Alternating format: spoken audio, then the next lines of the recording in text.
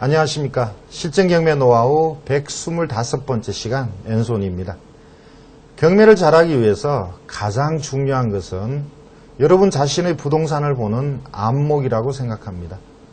아무리 경매 물건이 좋고 투자 환경이 좋아도 그것을 제대로 알아보지 못한다면 그것은 여러분의 것이 될 수 없습니다. 안목을 지니기 위해서 많은 공부와 경험이 필요하다고 생각합니다. 그럼 오늘도 강의를 시작하겠습니다. 경매가 두 번째 진행될 때 한번 처음에 경매를 진행한 사건에서 임차인이었던 사람이 다시 재계약하고 계속 점유할 때 대항력이 있느냐 없느냐. 대항력이 있을 때도 있지만 없을 때도 있습니다. 이 내용에 대해서 공부하시겠습니다.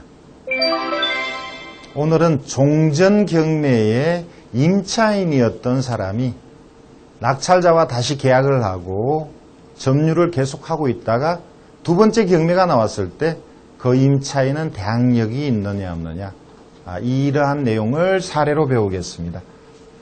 2001년도에 용인의 경매가 나왔습니다. 조그만 빌라입니다. 아주 작은 평수네요.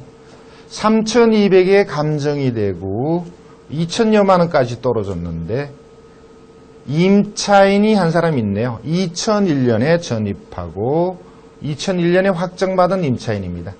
근데 말소 기준 권리인 건저당보다 늦어서 대항력이 없죠.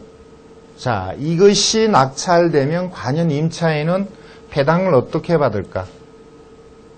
자, 소액에 해당되죠.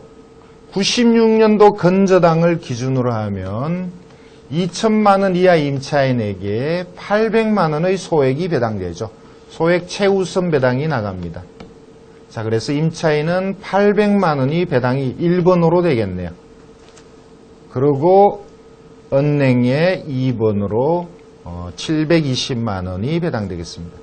이것이 낙찰이 2,500에 됐으니까 800, 700 아직도 한 900만 원 정도가 남아있죠. 그 나머지 남은 900은 임차인과 가압류권자가 나눠 가지게 됩니다. 왜냐하면 가압류가 먼저 설정되었으니까 가압류가 빠르고 임차인이 확정을 받아서 늦지만 임차인은 물건이니까 가압류와 확정받은 임차인이 나눠서 안분배당을 합니다. 자, 어쨌든 임차인 최씨는 800만 원에서 추가로 조금 더 배당을 받습니다. 이것이 누군가가 낙찰을 받고 임차인은 배당받고 나가면 되죠. 또는 낙찰자와 이 임차인이 다시 재계약해서 임차인은 계속 점유를 할 수도 있겠죠. 자, 제가 말씀드리는 이유는 이 임차인이 재계약하고 계속 점유를 하고 있다가 또 경매를 당했기 때문입니다. 자, 여기서 중요한 것은 임차인이 대항력이 없고 일부만 배당을 받고 다시 계약했다. 자, 이렇게 여러분이 기억을 해 두시죠.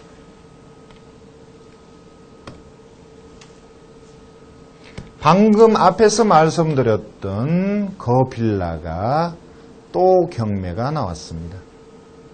앞의 사건의 임차인은 여전히 점유를 하고 있습니다. 앞의 사건에서 낙찰자에 대한 기록이 여기서 빠졌는데 2002년 5월 15일 날 낙찰자가 소유권을 취득하고 같은 날 대출을 받았습니다. 그리고 그 이후에 이 낙찰자가 다른 사람에게 소유권을 넘깁니다. 자, 이렇게 여러분들이 알고 계시면서 다시 설명을 드리죠.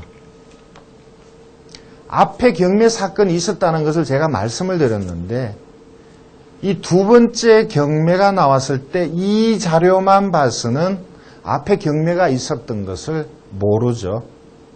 등기부를 봐야만 이것이 두 번째 경매라는 것을 알게 됩니다. 두 번째 경매라는 내용을 모르는 상태에서 보시면 임차인은 대항력이 있죠. 예전에 들어왔던 전입이 그대로 유지되니까 대항력이 있는 것처럼 보입니다. 대항력이 있고 만약에 이 임차인이 대항력이 외형상이 있는데 사실 이 전입일은 아무런 의미가 없습니다.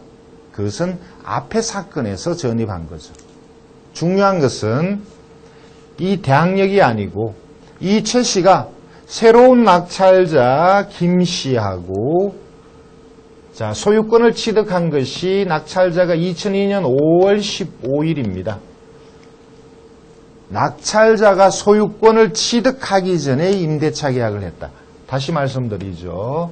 2002년 5월 15일 낙찰자가 소유권을 취득하기 이전에 계약을 했다면, 임대차 계약을 하고 돈을 주고 받았다면 이 임차인은 대항력이 있다는 거죠. 자, 전입은 이미 돼 있었고 소유권 취득하기 전에 임대차 계약을 했는데 이 임차인이 대항력은 언제부터 생기느냐? 판례에는 낙찰자가 소유권을 취득하는 적시라고 합니다. 자, 이 적시라는 것에 대해서 이미 몇 강의 전에 칠판 강의에서 제가 말씀을 드렸는데 그 내용을 한 번 더 판례를 기준으로 말씀을 드리죠. 판례의 사건 번호를 적어 드릴까요? 대법원 판례 2002-3836일입니다. 자, 읽어보겠습니다. 경매의 낙찰자가 주민등록은 되어 있으나 대항력은 없는 종전 임차인과의 사이에 새로이 임대차 계약을 체결하고 낙찰 대금을 납부한 경우 종전 임차인의 주민등록은 낙찰자의 소유권 취득 이전부터 낙찰자와 종전 임차인 사이의 임대차 관계를 공시하는 기능을 수행하고 있으므로 종전 임차인은 당해 부동산에 관하여 낙찰자가 낙찰 대금을 납부하여 소유권을 취득하는 즉시 임차권의 대항력을 취득한다. 낙찰자가 소유권을 취득하는 즉시, 소유권을 취득하는 것은 대금을 납부할 때죠. 낙찰자가 대금을 납부하는 즉시 임차인은 대항력을 가진다. 그래서 즉시입니다. 여기서 소유권을 취득한 날이 2002년 5월 15일, 그러니까 소유권 취득과 동시, 그래서 이 저당권보다 빠르다는 거죠. 대항력이 있다는 겁니다. 자, 그러면 이 임차인 최 씨는 대항력이 있다는 얘기인가요? 그런 뜻으로 하는 말은 아니고요. 대항력이 있을 수도 있다는 거죠. 그러니까 낙찰자가 소유권을 취득하기 전에 임대차 계약을 했다면 대항력이 있다는 건데 소유권을 취득하기 전에 낙찰자와 종전 임차인이 계약을 하는 경우는 드뭅니다. 보통은 자, 이렇게 되죠. 2002년 5월 15일 날 소유권을 취득했죠. 그러니까 잔금을 넣은 날이죠. 대략 한 달 후에 2002년 6월 달에 배당을 합니다. 임차인은 자, 이 최 씨는 앞의 사건에서 배당을 이때 받습니다. 6월 달에 배당을 받죠. 배당을 받고 돈을 쥐고 새로운 낙찰자와 계약하죠. 그것을 추정할 수 있는 날짜가 이 확정일자입니다. 임차인은 2002년 6월 20일에 확정을 받았습니다. 배당일을 정해서 확정을 받았죠. 보통은 종전 임차인과 낙찰자는 배당일쯤에 임대차 계약을 합니다. 그렇다면 배당일에는 소유권을 취득하고 은행에 저당권을 설정한 이후니까 대항력이 없죠. 자, 여기서 임차인은 대항력이 있느냐 없느냐? 모르죠. 모릅니다. 그러니까 계약을 언제 했느냐? 소유권 취득 이전에 했다면 대항력이 있고 소유권 취득 이후에 하면 대항력이 없는데 보통은 소유권 취득한 이후 배당일쯤에 한다. 그렇게만 알고 계셔야 합니다. 그렇다면 정확한 대항력이 있다 없다는 어떻게 확인하느냐. 낙찰자가 되면 계약서를 보니까 확인할 수가 있죠. 그 전에 확인하는 것은 임차인을 만나러 가야 합니다. 가서 언제 계약했느냐. 경매를 2번 당했는데 지금 주인이 낙찰받은 사람하고 언제 계약했느냐. 배당 받을 때 그때 했느냐. 배당 받을 때 했다. 확정을 6월 20일에 받았으니까 아마 그때 배당 받은 것 같은데 그때 계약을 했느냐. 그렇다라고 대답하면 들어가셔도 되겠죠. 자, 이러한 사건이 거의 대부분은 대항력이 없습니다. 그래서 여러분은 그렇게 확인만 하시고 입찰하셔도 되겠습니다. 다음 사건을 말씀드리죠. 전주에 조그만 아파트가 경매로 나왔네요. 감정가 5,600에 3,584만 원 최저가인데, 자, 이것이 낙찰이 되었습니다. 4천만 원 정도의 낙찰이 되었네요. 자, 4천만 원에 낙찰되었습니다. 그런데 기록을 보면 문제가 있습니다. 임차인이 2002년도 6월 28일에 전입한 걸로 되어 있고 이 전입일자는 저당권보다 빠릅니다. 그러니까 외형상 대항력이 있죠. 그런데 등기부를 보면 전세권은 저당권 이후에 설정했습니다. 그리고 제가 여러 번 말씀드렸죠. 소유권 취득한 날 저당권을 설정했네. 그렇다면 이미 한 번의 경매가 있었다. 이것은 2번째 경매다. 자, 이렇게 추정이 되죠. 등기부를 보니까 경매가 2번째가 맞습니다. 그렇다면 여기 있는 임차인은 종전 임차인이겠죠. 처음에 경매할 때부터 임차인으로 있던 사람이 여기 소유자 허씨가 낙찰받고 재계약한 걸로 보여집니다. 그렇다면 대항력은 어떻게 되느냐? 앞의 사건과 똑같습니다. 언제 계약했느냐? 낙찰자 허씨가 소유권 취득하기 전에 종전 임차인과 계약했다면 대항력이 있고 그 이후에 계약했다면 대항력이 없습니다. 보통은 임차인은 배당받고 계약을 한다고 말씀드렸죠. 자, 여기서 종전 임차인이 새로운 낙찰자와 계약하고 전세권을 설정한 날짜가 나옵니다. 2003년 8월 19일. 그렇다면 이렇게 보여집니다. 허씨가 2003년 7월 달에 잔금을 납부했습니다. 소유권자가 됐죠. 그리고 이날 대출도 받았는데 2003년 8월 달에 배당을 하자 종전 임차인이 이때 배당을 받습니다. 그리고 낙찰자와 재계약을 하고 8월 달에 전세권을 설정한다. 이렇게 추정이 됩니다. 제 말대로라면 대항력이 없죠. 자, 역시 이것을 확인하는 것은 임차인을 만나러 가서 확인하거나 채권은행에 법원의 계약서를 보여달라. 채권은행은 법원의 계약서를 볼 수 있죠. 임차인과 집주인 간의 계약서를 볼 수 있습니다. 언제 계약했는지를 봐야 하니까요. 그래서 임차인을 만나거나 아니면 채권자에게 계약서를 보여달라. 이런 방법으로 임차인이 언제 계약했는가를 확인하고 입찰하시면 되겠죠. 자, 다음 사건을 보겠습니다. 안동시의 주택이 경매로 나왔네요. 2004년도 2억 3,700에 감정되고 가격이 아주 많이 떨어졌네요. 9,700까지 떨어졌는데 9,700 이전 1억 2,100만 원일 때 그 금액보다 더 높게 낙찰인데 아쉽게도 단독 낙찰이네요.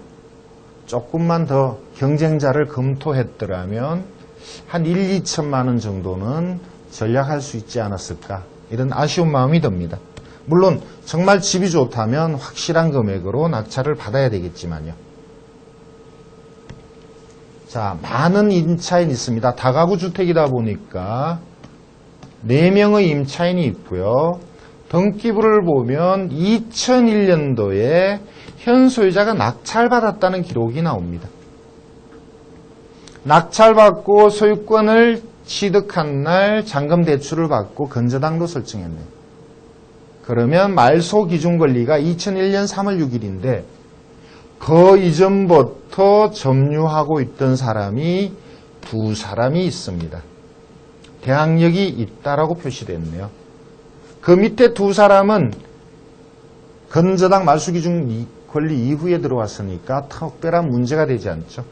배당을 받느냐 못 받느냐의 문제가 있지만 못 받아도 내가 물어주는 건 아니죠. 자, 그렇다면 이 두 사람이 문제인데 이 내용대로라면 전부 배당을 받을 것 같네요. 99년 4월에 전입 확정, 99년 2월에 전입 확정이니까 이 건저당보다는 다 빠르죠. 그러니까 먼저 배당을 받을 것 같은데 대항력 있는 임차인이 먼저 배당받으면 문제가 없습니다. 그런데 기록을 보면 먼저 배당이 안 될 것 같은데요. 자, 왜냐? 낙찰자가 낙찰받고 종전부터 살던 사람과 다시 계약을 했다라는 내용이 나오는데 여기 나오죠. 자, 김 씨는 2001년 3월 6일 현 소유자가 낙찰받은 이후에 2001년 4월 1일 날 다시 임대차 계약했다. 2001년 4월 1일에 임대차 계약했다. 그러니까 이것은 현재 소유자가 낙찰받기 이전에 종전 소유자와 계약한 내용이죠. 아무런 소용없는 내용입니다. 그 아래쪽에 양 씨는 2001년 3월 7일 날 계약을 했다는 기록이 나옵니다. 역시 대항력이 없죠. 다시 계약한 이날로부터 새로운 임대차가 시작되는 것이니까 앞에 임대차는 아무런 소용이 없습니다. 두 사람 다 대항력이 없습니다. 소액 배당은 받겠네요. 자, 그런데 농협중앙회에서 대출해 준 금액이 워낙 큽니다. 그래서 두 사람 다 소액. 자, 이때 소액은 800만 원입니다. 800만 원만 배당을 받고 농협에서 나머지 다 받아갈 테니까 나머지는 못 돌려받죠. 자, 임차인이 참 서민으로 보이죠. 이러한 주택에 1, 2천만 원의 임차인이라면 서민인데 경매를 2번 당했습니다. 앞에 사건에서도 손해를 봤을지 모르겠는데 또 손해를 보네요. 자, 여러분도 여러분 주변에 임차인이 집을 얻으러 갈 때는 이러한 손해를 안 보도록 좀 도와주시기 바랍니다. 자, 다음 사건을 말씀드리죠. 자, 다음 사건. 자, 아주 복잡하고도 어려운 내용입니다. 2002년 수원에 빌라가 경매로 나왔네요. 조그만 빌라입니다. 자, 내용을 좀 볼까요? 이미 이 사건에 대해서는 한 번 정도는 말씀을 드린 것 같습니다. 대위 변제를 설명할 때 말씀드렸던 것 같으네요. 빌라에 박 씨가 임차인으로 들어갔습니다. 96년 3월 달입니다. 임차인으로 들어갈 때 집주인이 건저당 설정한 게 이미 있었죠. 그래서 대항력은 없는 임차인인데 국민은행의 건저당이 700만 원을 빌리고 일부 갚았으니까 제가 볼 때는 그냥 한 500 정도 남아 있었지 않을까. 자, 이렇게 봅니다. 500만 원 정도가 남아 있었는데, 자, 이 집으로 봐서는 그냥 3,100만 원이면 그 당시로는 조금 많이 주고 들어간 것 같기도 합니다. 그런데 문제는 전입을 하고 96년에 전입을 하고 확정을 제때 안 받았다는 게 문제입니다. 97년 8월에 확정을 받습니다. 그러면 임차인은 이 두 개를 모두 갖췄을 때 배당을 받을 권리가 있다고 그랬죠. 그것이 우선 변제권입니다. 자, 이렇게 사이가 있는 사이에 이 중간에 건저당이 설정됩니다. 96년 5월 달에 건저당이 설정되고 또 다른 빚이 많습니다. 임차인은 다른 곳으로 이사를 가고 싶은데 집주인이 돈을 돌려주지 않습니다. 그래서 임차인이 보증금을 돌려달라고 소송하고 강제 경매를 신청합니다. 자, 여기서 보시면 경매를 신청한 사람은 임차인입니다. 3,100만 원을 돌려달라. 자, 이 상태에서 경매를 하게 되면 임차인은 대항력이 없죠. 국민은행의 저당권이 1번 배당. 자, 이 국민은행의 저당권으로 보면 소액 배당도 되지 않습니다. 이 당시는 수원은 2천만 원 이하여야 소액이 되죠. 두 번째 배당이 건저당권자. 세 번째야 임차인에게 배당이 되는데 이 3,500짜리 빌라가 2,500 정도에 낙찰이 된다면 500만 원, 1,500만 원, 2천만 원이 먼저 배당이 되고 임차인은 500 정도만 배당이 나가겠네요. 3,100만 원을 받자고 경매를 신청했는데 500만 받습니다.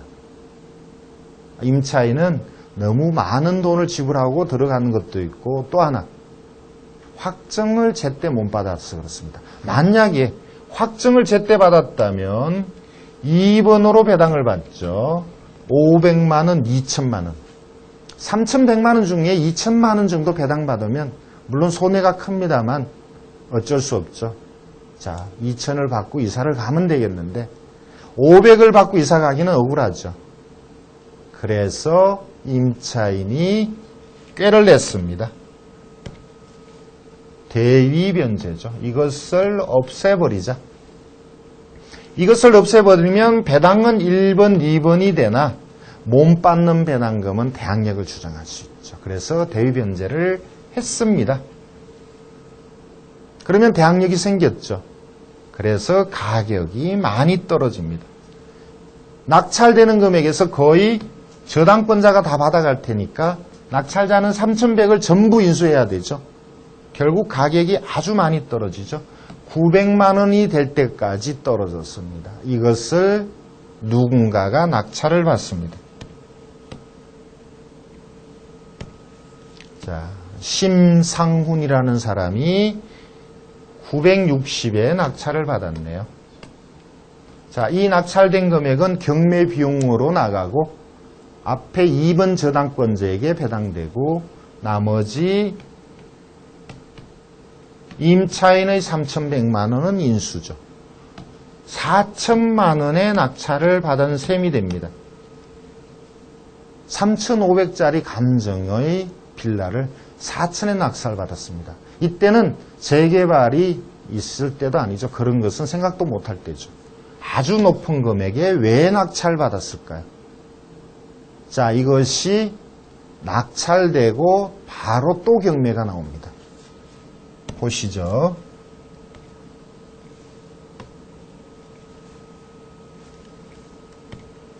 자, 신씨가 낙찰을 받았는데 또 경매가 나왔네요.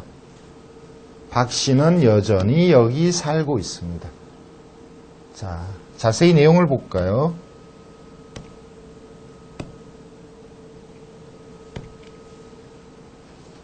자, 수원시 연무동의 빌라가 경매가 나왔는데 앞에 사건을 여러분이 이제 알고 계셨지만 사실은 이 사건이 나왔을 때 대부분은 앞에 사건을 모르고 있죠. 그래서 이 사건만으로 판단을 한번 해봅시다. 과연 문제가 있나 없나. 자, 박 씨가 96년 전입하고 97년 확정받았는데 앞에 이러한 내용이 하나 있네요. 근데 이거는 대위변제로 이미 말소됐죠. 자, 신 씨가 낙찰받고 2004년 2월 달에 소유권을 취득했습니다. 같은 날 돈을 빌립니다. 은행은 아니나 건저당을 설정했습니다. 자, 900만 원에 낙찰받고 3,100만 원을 인수했는데 자, 대출을 저당권을 5천만 원 설정했네요. 2004년 2월 10일 날 건저당이 설정됐는데 그로부터 불과 2달 후에 2004년 4월 6일 날 경매가 들어옵니다. 이 건저당권자가 경매를 신청했네요. 2달 만에. 이것은 미리 계획된 게 아닐까 그런 생각이 듭니다. 그러면 종전에 있던 이 임차인은 어떻게 됐을까요? 자, 여기에서 기록은 앞에 있었던 전위 확정을 그대로 주장하는데 외형상으로 보면 1등으로 배당을 받을 것 같습니다. 그리고 못 받는 것은 대항력을 주장할 것 같습니다. 그런데 이것이 2,800이라는 비교적 높은 금액에 낙찰됐는데 이 금액이 임차인에게 가지 않았습니다. 왜 그랬을까요? 자, 외형상으로는 임차인이 1순위로 배당받고 그리고 못 받은 것은 낙찰자에게 대항력을 주장할 수 있을 것 같은데 실제는 배당을 제대로 못 받고 쫓겨났습니다. 왜 그러느냐? 낙찰자와 전 임차인, 종전 임차인이죠. 재계약을 했기 때문입니다. 재계약을 언제 했느냐? 2002년 4월 10일 건저당보다 더 늦은 날짜에 재계약을 했기 때문입니다. 제가 계약서를 입수했으니까 같이 한번 보시죠.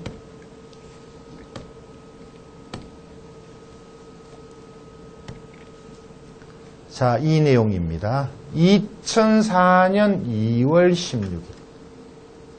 2004년 2월 10일 날 소유권을 취득했었나요?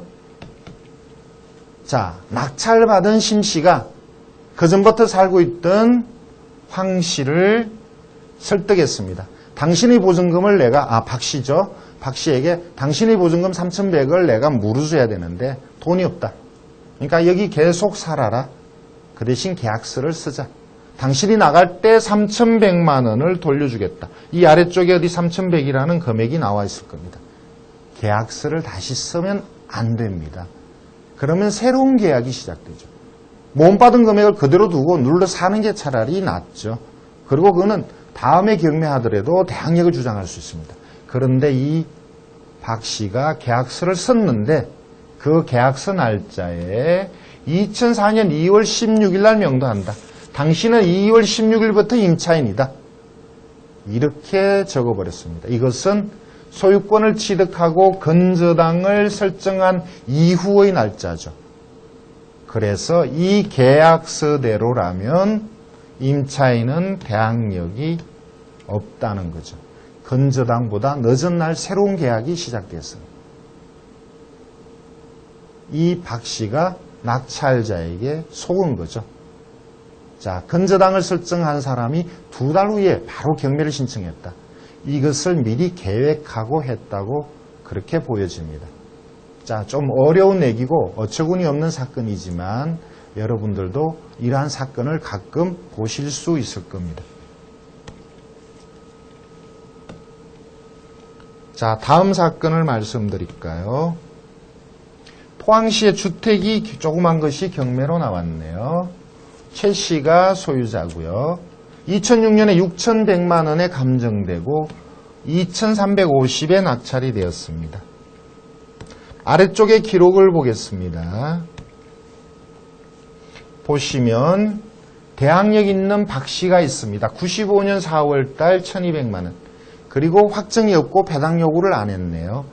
자, 배당 요구를 안 했으니까 건물 등기부로 보면 대항력이 있고 대항력은 있는데 배당은 없으니까 전액이 인수입니다. 인수를 해야 됩니다. 그런데 법원의 기록을 보면 임차인이 정상적이지 않은 것으로 나타납니다. 한번 볼까요? 자, 박 씨에 대한 기록이 나옵니다. 보시죠.